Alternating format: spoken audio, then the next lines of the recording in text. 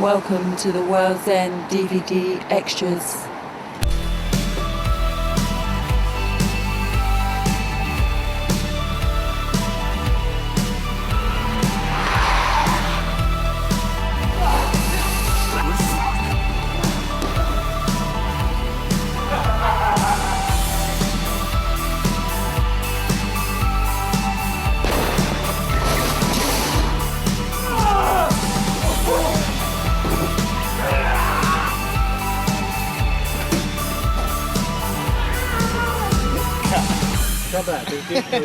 Hello, I'm Simon Pegg, alias Gary King, and you're watching the World's End Special Features.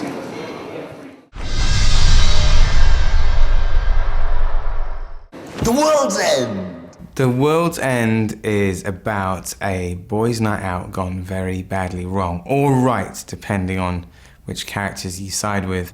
At a very sort of basic story level, it's about five school friends who get together to on the sort of initiative of one member, Gary King, myself, to recreate a pub crawl that they attempted when they were 19. We're just five friends on a night out having a good time. We've got to have one in every pub, otherwise the whole thing's fucked. I'd say it was fairly fucked already, mate. Right. The World's End is about guys just getting shit-faced. We are here to get annihilated. And drink. 5, 6, 7, 8. 1, 2, 3, 4, 5, 6, 7, 8. That's the basic gist of it, but obviously so much more happens, and it's about so much more than that in terms of the themes and the kind of story and the subtext, and it's a complex brew, but essentially it's about a pub crawl that happens to coincide with an alien invasion. Everybody run! It's really a film about midlife crisis, but these guys who are going through a midlife crisis are put in extraordinary circumstances, and that's where the comedy comes from. You know, I just spoke to your mum, and not from the afterlife, from fucking Bournemouth. Andy? No, she says she hasn't spoken to you for 8 months. Andy, put his head. You are not going to wriggle out of it this time. I think it's about people having to let go of their past and their kind of thoughts and their kind of beliefs that have got them so far, you know. I think it's about people on the cusp of middle age, really. A lot has changed since you've left. I know. How much do you know? You know, obviously, to somebody else, it doesn't mean that. It's just a load of people twatting about. What's this all about, Gary? Andy, what's happening? What's going on? What the hell's going on? It's about five friends trying to regain their youth, or rather one man trying to regain his youth and somehow corralling his four other mates along with him for the night. Willkommen, bienvenue, welcome. The central theme of the film is your hometown is not what it used to be. Is that because you've got older, or has something else happened? And in this case, in the film, it's like, well, both. It's like sort of, the hometown has changed because you got older and it's not as nice as you remember it was. But also, yes, there is something else happening as well. Well, it's weird, isn't it? You come back and everything's the same, but sort of different. The idea, for me at least, goes back a long way because when I was 21, I had gone on a pub crawl in my hometown and had a kind of crazy night afterwards where I'd lost all track of time and tried to kind of like meet up with this girl that I vaguely thought I'd made arrangements to meet. In running away from the house in embarrassment, I ran into a clothesline and knocked myself out like on a clothesline, and then woke up later. I'm not that proud of it, but it did stick in my head as being a particularly eventful night. Probably 8 or 10 years ago, Edgar and I went and hired a car and a cottage down near Bath with the intention of doing a bit of writing. And in the end, because of one thing or another, we didn't do any writing at all. We just kind of drove around Cheddar. We didn't really do any work. I think we came up with the idea for this movie on a plane to Sydney on the Hot Fuzz press tour. Partly it came from a script that Edgar had toyed with at a very young age called Crawl, about a pub crawl. but also about notions of going home to where you were from and it being very different. And we like the idea that, it wasn't because you'd changed, it was because the town had changed completely. And how had it changed completely? Well, it had been overtaken by, alien robots. I think at that time it was simply that. Holy shit. This is all connected. I like the John Wyndham books, like, Day of the Triffids and the Chrysalids, and especially the Midwich Cuckoos. And one of his critics, actually, I think Brian Aldiss, said of John Wyndham, said that his books are like cozy catastrophes. Now, the thing is, I see that phrase and I think, yeah, but that sounds kind of like there's something in that. And in a weird way, Shaun of the Dead and The World's End kind of have that element of cozy catastrophe in terms of, like, it's a very middle-class apocalypse. How's it looking? Normal. Very normal. Edgar, Simon and Nick, and Naira, who produces it, they make very good films. And it's a kind of film that I've never done before. So I wanted to be involved in it. And also, we all know each other. So it was like, do you want to come and spend 4 months hanging out, making a film? So it was a combination of the people. And I thought it was a very clever script, very funny. It's very, very well written stuff. It's stuff you don't really have to work too hard at, because it just is immediately funny. It does what it wants to do. You don't have to wring any kind of comedy out of it. It's immediately funny. It has a great rhythm to it. It skips along. Yeah, I got it. It goes, yeah, it is a pronoun. What is it? It is, yeah. What is? I don't get it. You just used one, did I? Yeah, it is a pronoun. What is? It. Is it? Christ, no! I think it works. The process of writing it was swift and harmonious. Edgar and me always write together in the same room, but I think this time was probably the easiest in an odd way, and I think it's because we have a rhythm now and a understanding of each other's processes, and we were very much on the same page, perhaps more than ever, I think, on this one. Each of us had a lot to bring to it, our own personal experiences, and it's the most personal of the three films, I think. Sorry. Edgar said something to me very interesting when he said that every film that he's done with Simon and Nick, there's always been a biographical element to them. So there's always an element of you giving over your testimony, which I'm a great believer in. What, as an artist, you do. You give over certain aspects, not through celebrity, but through an art form. It's really hard to pick a sort of favourite scene because we had such fun with all of it. I love writing the final scene. The argument with the light, was just, we laughed a lot during that. I think you've bitten off more than you can chew with Earth, mate. Yeah, because we are more belligerent, more stubborn and more idiotic than you can possibly imagine. We actually wrote a letter to the BBFC while we were writing to ask them how many times we could say the C word and retain a 15 certificate. And, it was a very serious letter, and we got a wonderful letter back very quickly explaining to us that it's all about context and about how one uses certain words, and if it's used in violence or sexual violence or against a woman, it can be an immediate 18, but if it's said sort of lightheartedly, as we do often in the film, you can say it 5 times. So we were like, oh great, so we can say the C word like all these times. Your reliance on profanity is a measure of your immaturity as a man and as a species. Why don't you just get in your rocket and fuck off back to Legoland, you yeah! Whoa! I came to be involved when Working Title rang up and said, would I come and participate in a read-through of Simon Pegg and Edgar Wright's new film. So I said, absolutely. It's irresistible. We can all imagine reuniting with the people we haven't seen since we were at school and trying to relive the past or relive one of those epic nights out you had when you were 18, and it's fantastic. And there's always one guy who kind of hasn't moved on and is still just the same as they were, and you think, when are you going to grow up?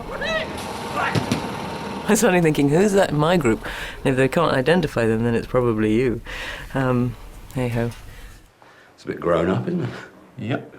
The initial kind of concept was like a galactic Starbucks. It was like, what if there was this huge galactic corporation that was trying to Starbuck every planet in the universe into being this, uniform, brand-specific thing, and that its raison d'etre was actually very, good-natured in a way. It wanted the galaxy to be a safe, kind of homogenous place, but obviously at the expense of all individuality and everything that made Earth what it is would have to be eradicated. And that became our big bad, you know, and that's what Gary and the boys go back and face when they go on their pub crawl. Are you guys robots? Well, the word robot actually comes from an old Czech word, robotnik, meaning slave. You don't want to do that. Oh, don't I? We need different terms. One for people that aren't robots, and one for robots who aren't robots. Does anyone know what robot means? Hello, I am a robot. Mouth 6, 7, 8, 1. Step 2, step 3, step 4.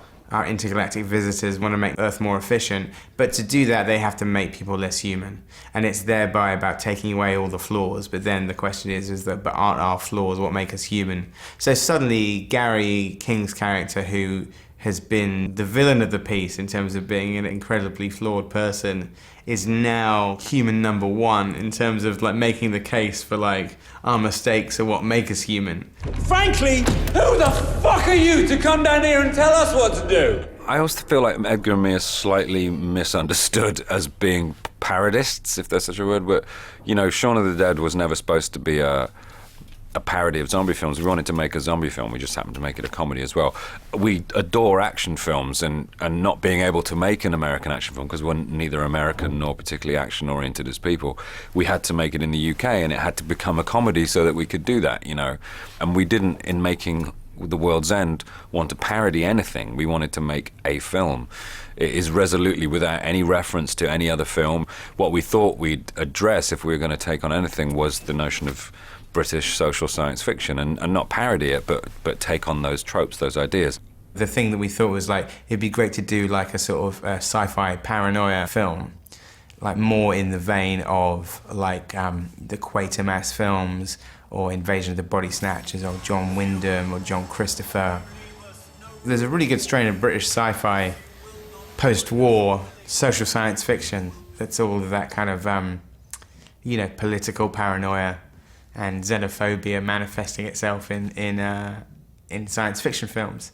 The alien menace, the word menace is in inverted commas because I think in this film, the outsiders, the invaders, see themselves as benevolent. She's a blank. She's a blank. It's not like the War of the Worlds where they're coming and they're destroying everything. The network want to build, you know, they want to kind of, they don't really want to replace many people if they can help it with blanks. They send in this certain number to try and gradually, slowly indoctrinate Earth, and it could take 200 or 300 years. You know, they replace a certain amount of people, and from those people, from the personal political standpoint of the individual, it all spreads gradually, globally, until eventually the Earth is, you know, you could see it as positive, you could see it as cancerous. It's just an interesting idea, and it comes from social science fiction.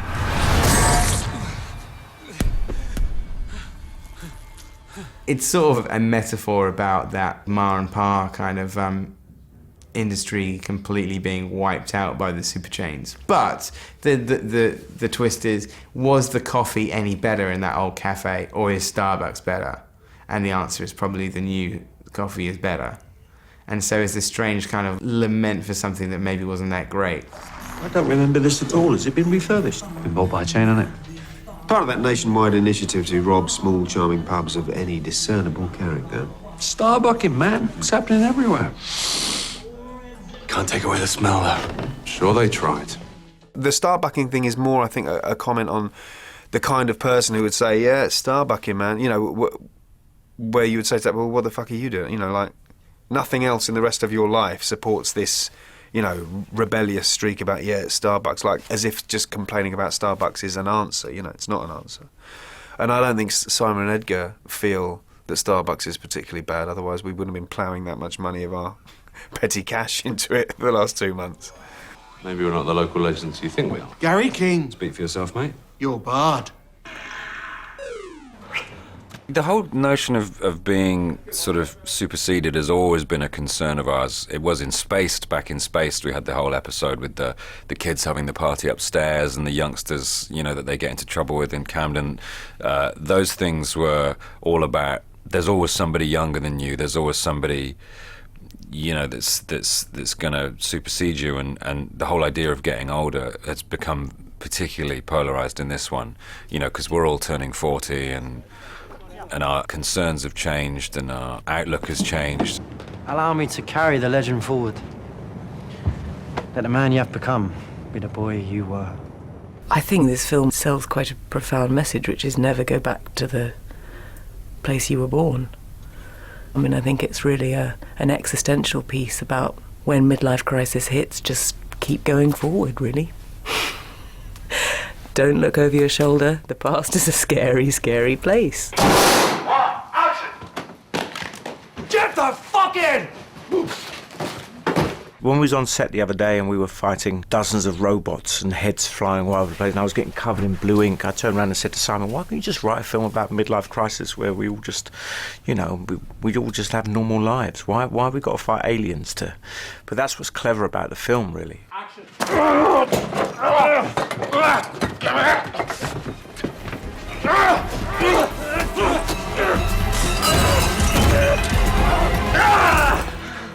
You need help, Gary. You know, we've also learnt from Shaun of the Dead that it's possible to combine serious issues with comedy. You know, this is still an outright comedy. It's probably the silliest of the three, but it's also, yeah, it does have a very dark vein about addiction and suicide and all this stuff, which is kind of, you know, deeply serious. It can't all be a good time.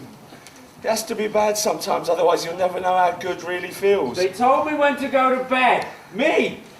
I like that about these guys, that they can take those themes and it's a totally different road to where I'd go with it if I was writing it. And I love that. You know, being silly is a serious business when it's done well, and I think it's a very necessary business. And there's an awful lot of silliness in their work that is hard to do well, and they do really cleverly. How's, Vanessa. No, your wife. Vanessa. Yeah, how's she? She's good.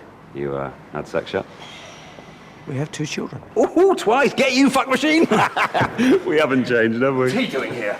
Gary King on the exterior appears to be an inane sort of like youther who simply can't let go of his childhood, but he's actually a mentally ill suicide on the run. You know, you can't get much more kind of serious and dark than that, and we didn't want to shy away from that aspect of it. You know, it's important to us, I think, as we don't just want to turn the camera on to funny people and have them improvise and then knit it all together and release it as a comedy.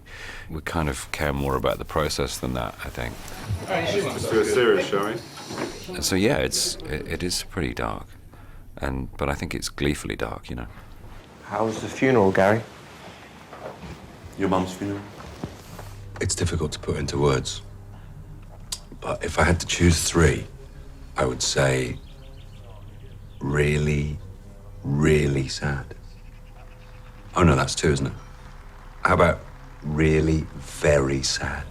Because I've never done comedy before, it's very easy to have a laugh with people when the camera's not rolling, you know, when you sit down and have a laugh. And I found it very hard to bring that sense of humour and relaxation and timing to my work, because it's not usually called upon.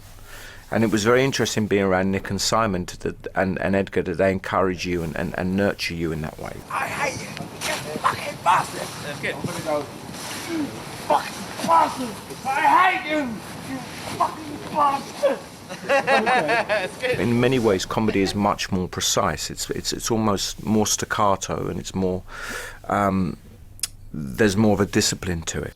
I love actors who are just like ordinary people, who don't have that sort of like sense of self-importance that some actors might have sometimes, who perhaps overestimate their position in the world. Eddie is incredibly down to earth and just very skilled, and that's the best you can hope for with an actor. I think Eddie has had to dip into a different place to do this, to find some different skills that he didn't know he had, you know, that he wanted to explore. You know, he's great like that, Eddie. He's a kind of a technician as well, and so he would look at this as a challenge to play, you know, comedy. He brings a wonderful sort of sweetness to Peter, which, you know, as we started shooting and I did more scenes with him, I started to regret Peter's fate more and more in the film. I was thinking, oh, this is a shame. We always kind of had people in mind for the roles, and it helps to have actors in mind when you write a role, because it just makes them a little bit more 3D in your head, you know, to the point when, you know, we'd often write, instead of Oliver, we'd write Martin Freeman or Eddie Marsden instead of Pete, you know.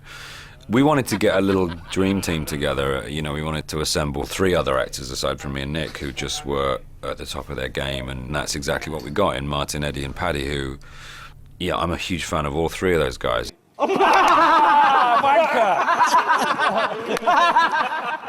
They're all fantastic actors, and the times when we got to do big, long 5-6 minute takes of heavy scenes, I felt like I was at the friggin' Donmar warehouse, you know what I mean? It was great. And, you know, when you're acting next to Martin or Paddy or Simon or Eddie, you have to up your game. Each one of those guys in Eddie, Martin and Paddy have a different quality, you know, and there are different kinds of actors, and it all seems to fit so well together. The 5 of us have an absolute blast on set. It can be very silly and wild at times. We have to be slightly kept in order. For 5 40-year-old men, we've got 11 children between us. We can be incredibly immature. 8, 1. I think they just wanted their mates in it. You know, I think they wanted their mates in it to sort of be whatever. You know, I can't blame them. Me not included in that, but I'd want those people in my film as well. You know, when you've got 5 people who all believe in a project and are all willing to stand around when it's at some points during the shoot -9 and the crew are kind of caked in crystals of ice, and yet what you do is just laugh all the time, you know, it's a good living, it's a good way to work. Reset, very careful, please. Well, Martin doesn't like the fact that his younger version needs a nose. Really though? I mean, look. I don't personally see it. I don't see it. No. Look, I mean, is my nose that fucking big? It's like, you look like Simon de Bergerac. Martin's totally different engine, totally different actor, switched on all the time, very aware of everything that's going on around him, and it's just fascinating to see, you know. Was that modelled on mine or on somebody else? Was that modelled on Ken Stott or something? His whole technique as an actor, I think, is really admirable. He has incredible restraint and subtlety, but also you know, impeccable comic timing. I can't believe it, man. We all muck about and we have jokes, and Nick Frost is the joker of the pack, really. He always gets me laughing. Yeah, we all have a laugh, really. I think that's it, and I think it'll come across on the film as well. I'll tell you who's really impressed me. Nick is amazing at action sequences. He's just brilliant. It's just so funny and powerful, and it's probably all the training in Cuban Fury has made him amazingly deft on his feet. He's fantastic. I love watching Nick do his action sequences.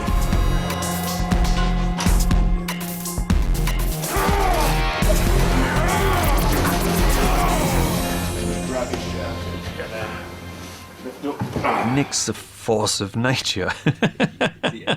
Nick's an incredibly lovable guy, and just funny.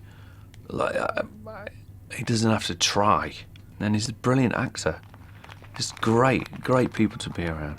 Well, I, for one, think it's nice to see your faces again.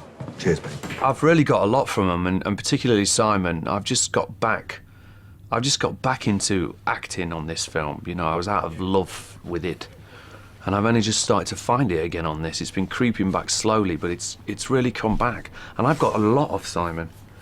He's very dynamic. You can see him thinking, and it's a real natural gift he's got. Apart from being a brilliant comedy writer as well with Edgar, he's got a great natural gift. When he's acting out a scene, you can really tell. And I don't think it's his technique. I think he's just was luckily born with this thing where he visualises everything that he's doing and acts it out, and it's been fantastic for me to see. It's really given me a good kick up the arse, you know, and helped a lot. Simon's just brilliant because so much goes through his face, which is just exciting. There's this wonderful shot that I was looking at this morning, and there's this expression on his face that's like, shall I rescue her or shall I finish this pint? And it's a look of pure sort of dilemma and consternation, and it's brilliant, completely brilliant. You okay, Sam? I need a cigarette. Rosamund came in for the read-through, and I thought she was off the table, to be honest, because she was with child, and we were reading through. I thought, she can't possibly be ready to start the film by the time. But of course, it was, 8 months later that we actually started shooting. So thankfully, she was able to join us. I had never worked with Rosamund Pike before, and it's funny, like, we went out for dinner and she was asking me all about the character and stuff. So who's the character based on? So I told this story about a friend at school, and I went out with his younger sister at one point, and then we stopped dating. And then my friend also went out with his sister. So then and then he stopped dating her as well. So then there was this extremely awkward period where we had both been out with our best friend's sister. And Roz being super method, goes, are you still in touch with her? Can I meet her? I was like, yeah, I haven't seen her for 10 years, but like, we're still in touch on Facebook and stuff, so I guess I could. So Roz went to meet her in her hometown, which was outside of London. I wasn't present, and in fact, I haven't seen her since either. But they apparently had a whale of a time and went out for a drink and a meal. And then sort of, Roz came back with, yeah, I got it. So I look forward to my ex-girlfriend watching the movie. I didn't know the character comes off very well, so she should be happy. Can we not talk about my sister in relation to A, massive wide-ons, B, Stephen's erect penis? All right. I mean, basically, the key character point of Sam is that she had it away with Gary in the disabled toilets when she was 16, and one hopes that by the end of the film she might be having it away with Stephen. Andy, what the fuck? As always, when you're doing action sequences, there's quite a lot of time between setups and people aren't disappearing back to trailers and dressing rooms. I mean, Simon is pretty much on set the whole time. And so, you do get to know them pretty quickly.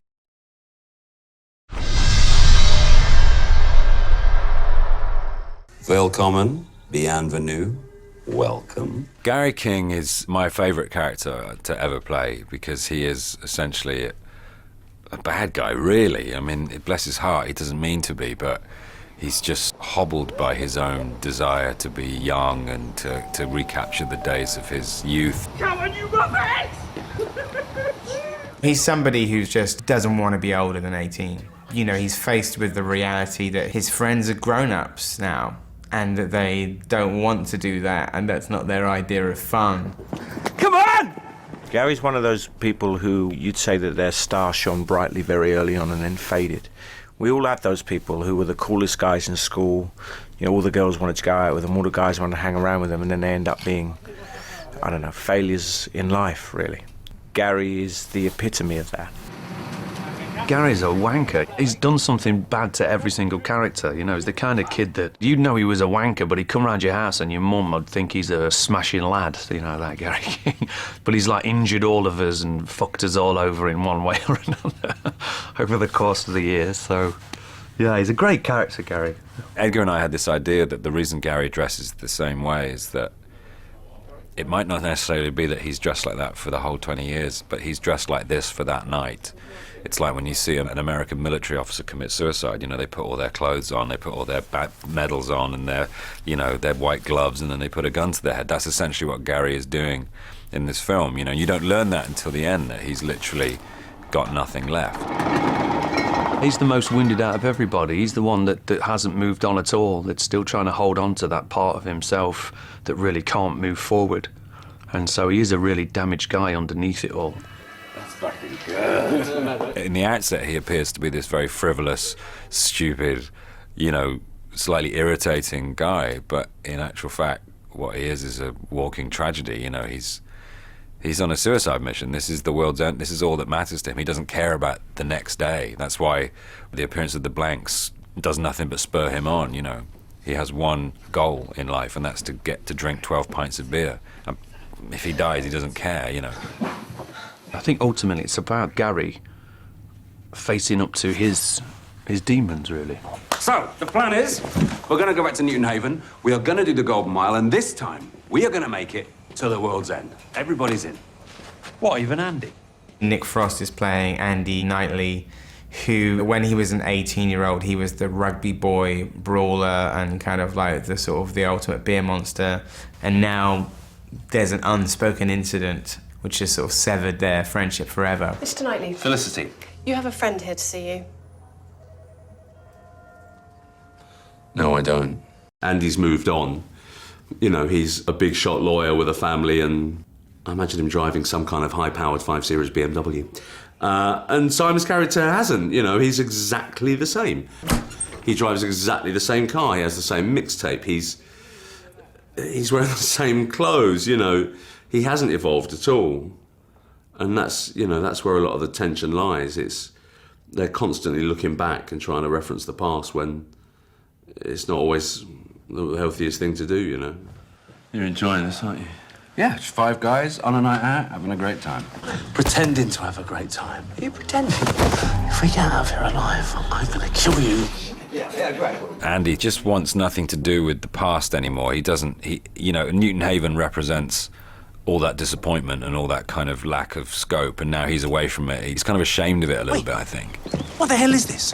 Why are we even here? We are here to get annihilated. You know, Nick's a really good actor, and we didn't want to just have him be the foil all the time, you know, and so Andy is much more of a complex character, you know. He starts out hurt and serious and devolves as the night goes on into something more like he was when he was younger, and so it's a different dynamic as well between Nick and I.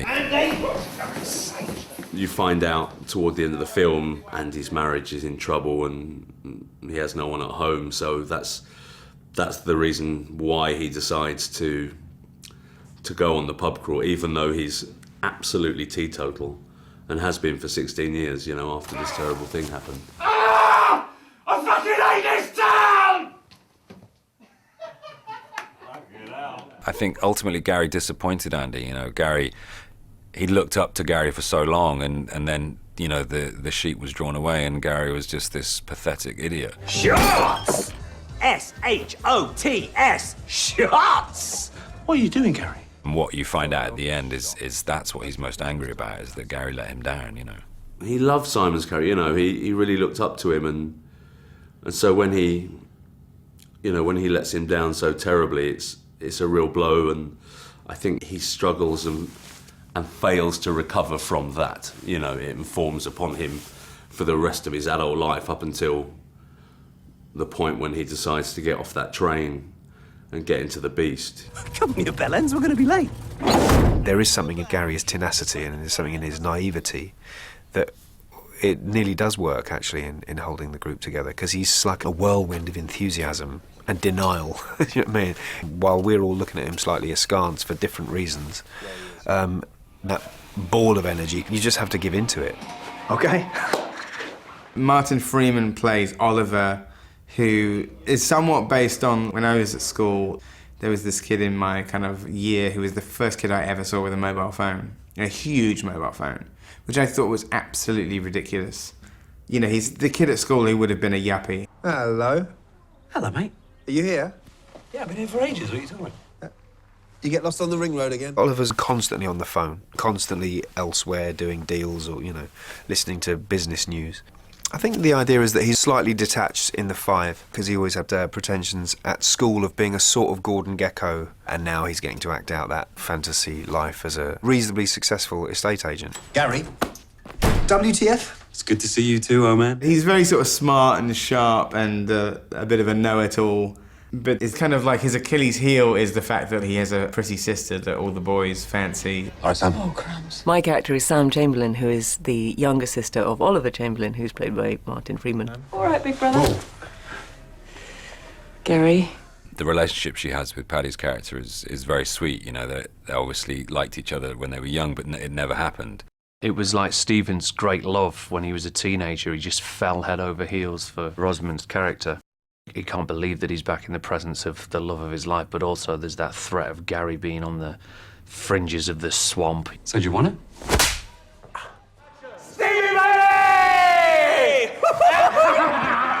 I think Stephen was somebody who wanted to be the leader, but he never quite made it because Gary was always one step ahead of him. That's Gary King. Stephen Prince is like the kid at school who was like the second most handsome. Like we always call him he was like the George Harrison of like the group. Stephen fancied girls, but Gary got there first. And so there's this kind of rivalry where Gary, at school at least, had always triumphed. It is not the same anymore, Gary. And it's not that the town's changed, we have changed. In the years in between them splitting off as teenagers and coming back, I think Stephen's tried to put some distance between that version of himself and the new one. And I think he quickly realises when they meet again that he really hasn't moved on. As soon as they get back together, that dynamic kicks in and Gary's still the leader and Gary's still the person that he can't get one step ahead of, who he resents, really, and doesn't come to really love till the end of the movie.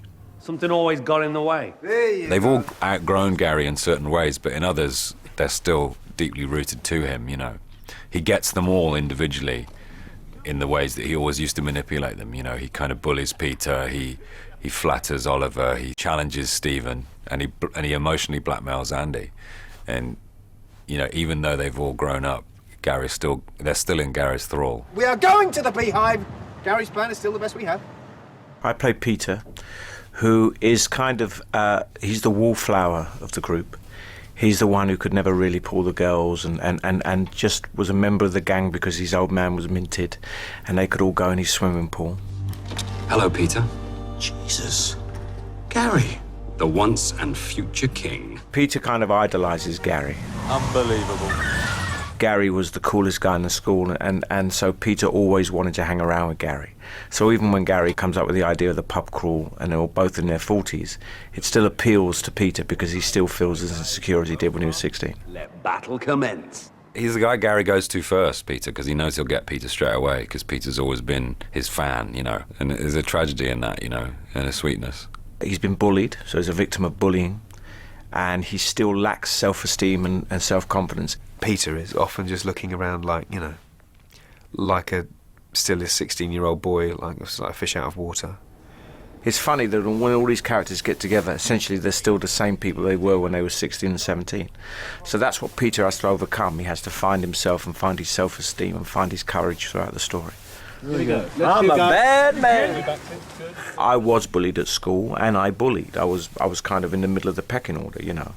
So I could identify with Peter, and I could identify with what it's like to come face to face with the guy who bullied you and made your life a misery for 5 or 10 years.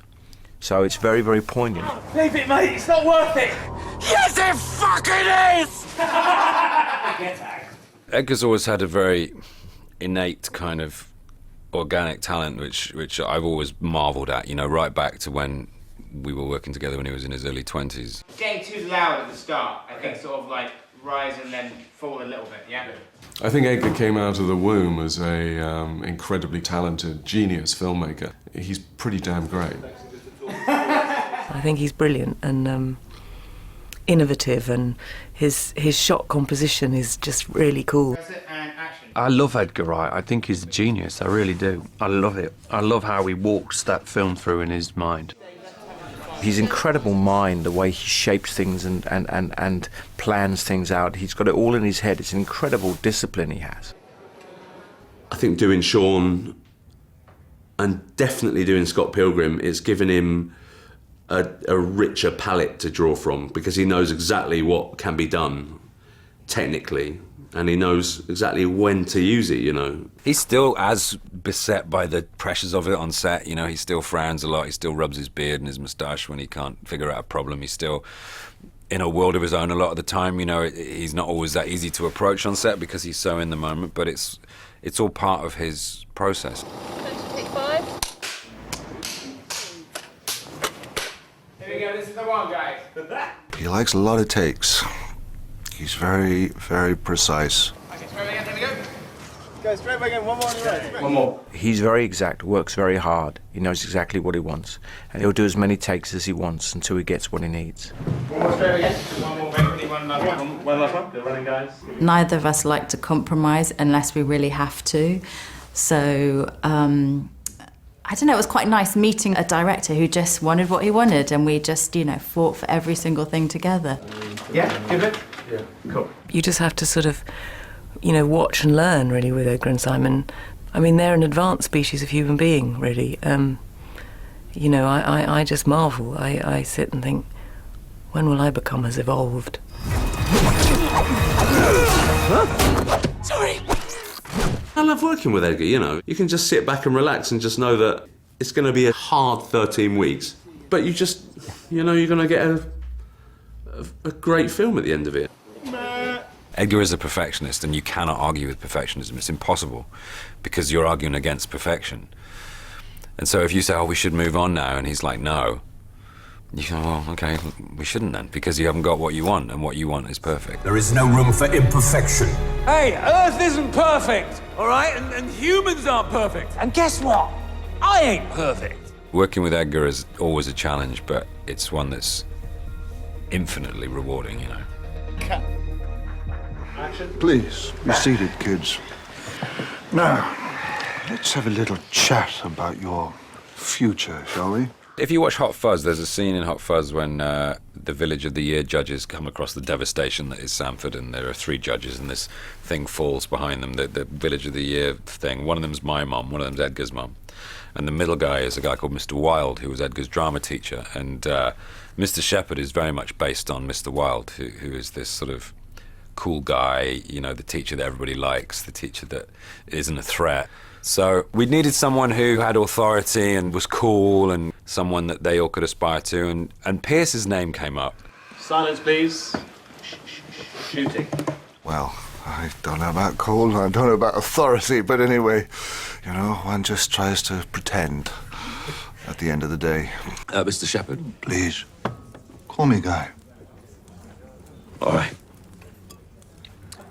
Guy.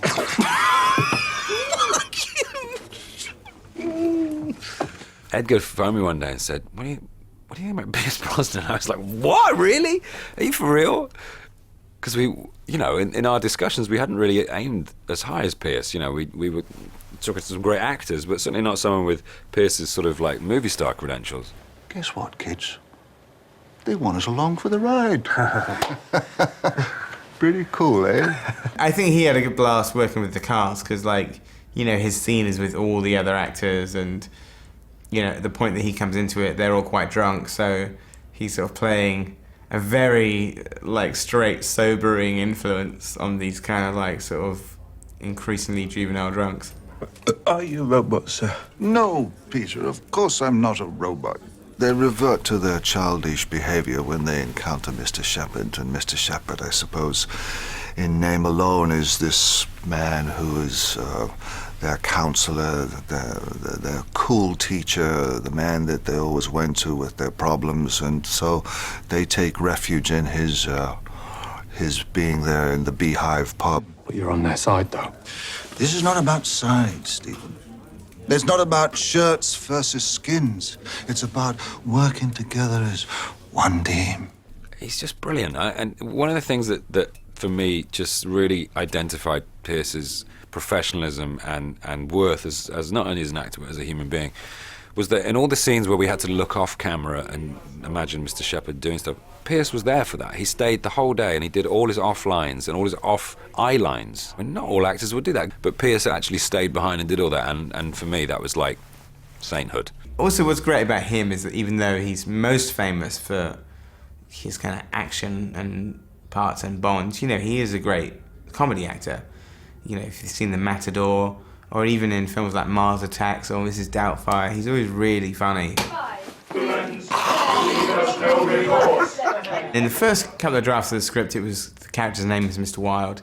There's a bit in the film where they talk about a Shakespeare quote on the wall, exit pursued by bear. Drink up, less boo-boo. Boo-boo, what is that? You remember less boo-boo? You know, from Mr. Shepherd's classroom, it said on the wall, exit pursued by a bear, you know, from that Shakespeare play? A Winter's Tale. Yeah, what was it called? A Winter's Tale. That's it. That was on my theatre studies kind of classroom, and me and my friends used to stupidly joke, because we were 17, we used to say, exit pursued by Yogi Bear. And then it became like, you know, so the whole joke in there of like, let's Yogi and boo-boo, let's boo-boo, came from that. It was like, came from that quote. Drink up, let's boo-boo.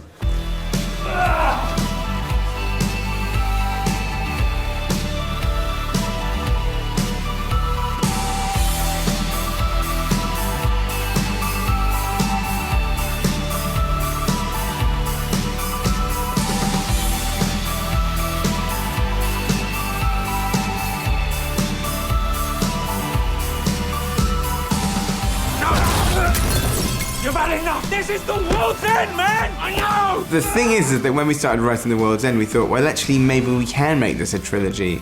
And I think people will understand when they see the film that it is like a thematic wrap-up. It's a new story and with new characters, but it does continue and resolve themes from the other movies. It's about closure, right?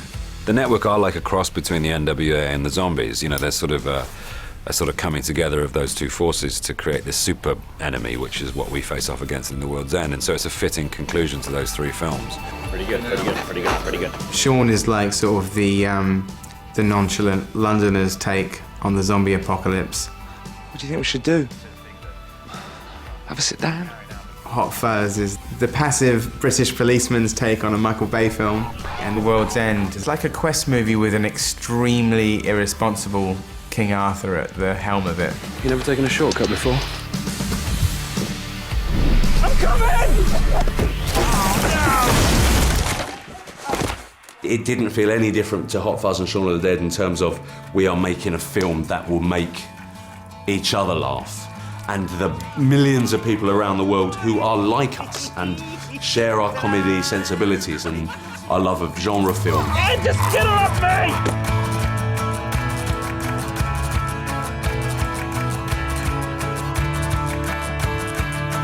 We always take care when we're writing to make the experience of watching the film a gratifying one. You know, there's always connections to make, and I hope people pick up on that and see The World's End as a unifying chapter in the series of 3 films.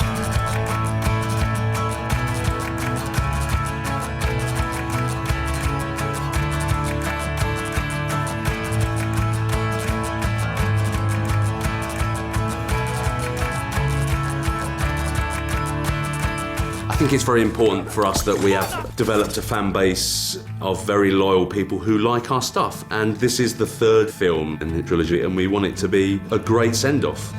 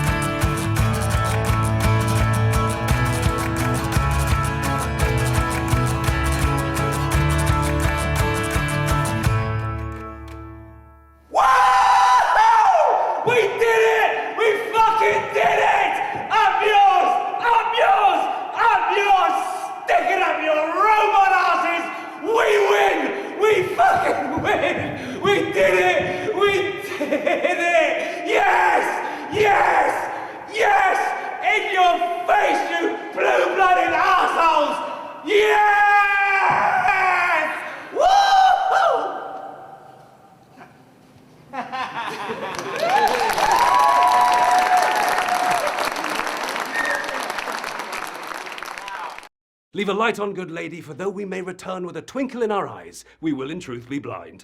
Drunk. Lovely.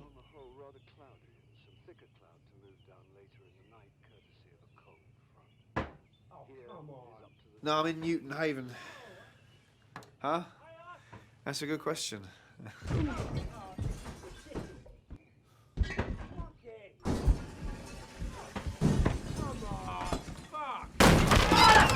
That's unbelievable! No minibar. Aren't we about to sink 12 pints? Fuck me, he's keen. Come on, let's boo-boo!